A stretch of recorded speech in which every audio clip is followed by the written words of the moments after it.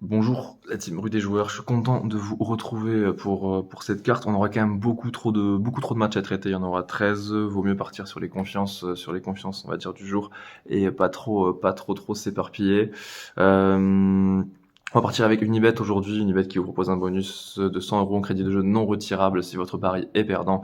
Et également un bonus à l'inscription de 10 euros en renseignant le code préalable RDJ Gold en majuscule. Voilà, vous avez toutes les armes en main, la petite vignette avec la promo Unibet. Et sans plus attendre, nous allons débuter en parlant un peu de tous les matchs rapidement, mais on va quand même se focus sur 5-6 affiches. On va commencer Charlotte-Indiana. Bon, autant le passer, celui-ci. Charlotte peut très bien le faire à la maison. Indiana est attendu pour jouer le haut de tableau, mais dans ce début de saison, ni l'une ni l'autre ne dégage suffisamment bon, un état de forme bien trop conséquent pour prendre la mesure de l'autre.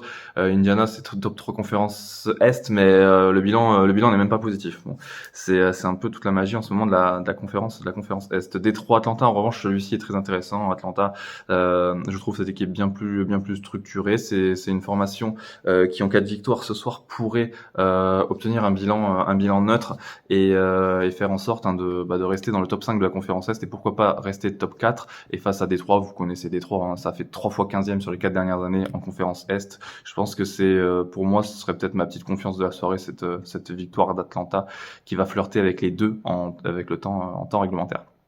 On aura Boston-Brooklyn. Bon là, c'est pas Boston-Brooklyn. Normalement, Boston doit faire le job tous les jours. Cleveland-Golden State, dangereuse. Hein, celui-ci, Cleveland n'a toujours pas perdu, certes, mais Golden State vient de taper Boston. Et Golden State est dans le top 3 de la conférence Ouest avec une seule défaite. C'est vraiment le match méga chaud sur lequel je ne m'aventurerai pas.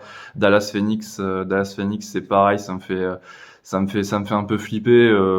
C'est un 70 de 30. Dallas, normalement, doit le faire à la maison. Mais honnêtement, c'est quand même trop risqué.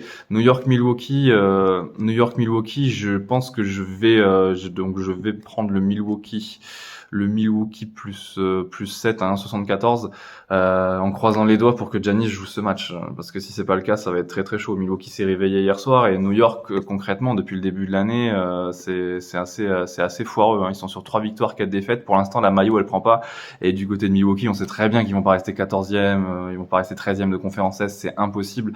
Pourquoi pas réagir ce soir contre New York, mais à condition que Giannis soit présent, bien entendu.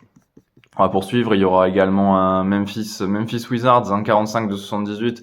Bon, normalement, les Grizzlies devraient le faire, hein. OKC Houston derrière.